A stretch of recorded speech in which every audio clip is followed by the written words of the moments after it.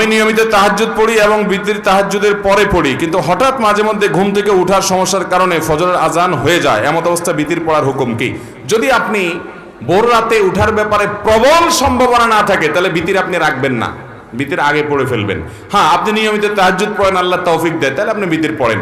হঠাৎ একদিন ছুটে গেছে, ফজরের আজান হয়ে গেছে, তাহলে তারপরেও বিতির পড়লে আদায় হয়ে যাবে।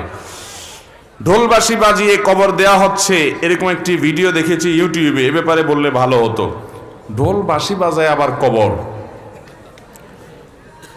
একটা গানই আছে এরকম, আমিও দেখছি ভিডিওটা, কি জানি,